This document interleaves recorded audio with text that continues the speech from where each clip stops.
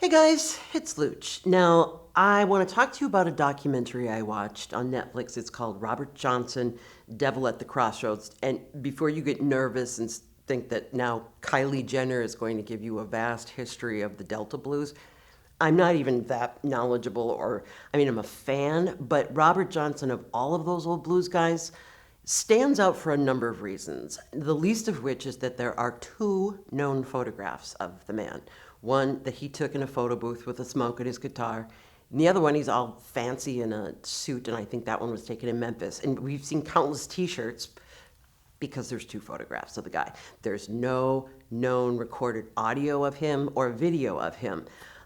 He started off in Mississippi, and basically at that point, your job was either picking cotton or playing in juke joints. And he sort of looked at the two and thought, cotton, no, juke joints. So he couldn't get a guitar. He borrowed guitars. He was learning how to play.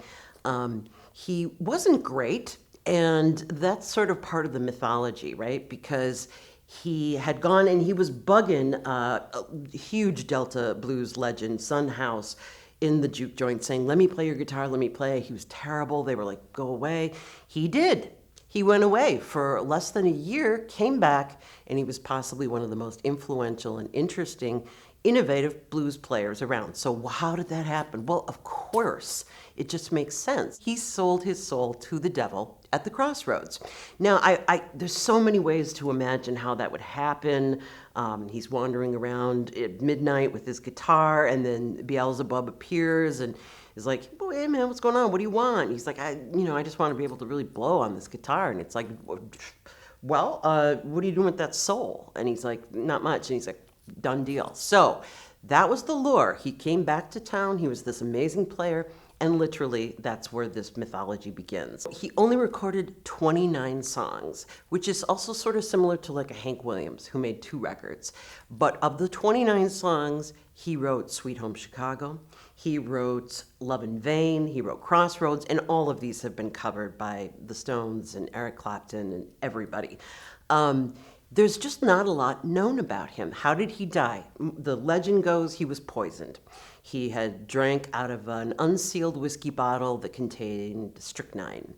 But then later people said, no, on his cause of death, it said death of syphilis. Another one said death, there was no doctor. Again, it just adds to the mythology of him. He died at 27, though I'm hardly putting Kurt Cobain in the same category as Robert Johnson, but yes, there's many others who have died at 27.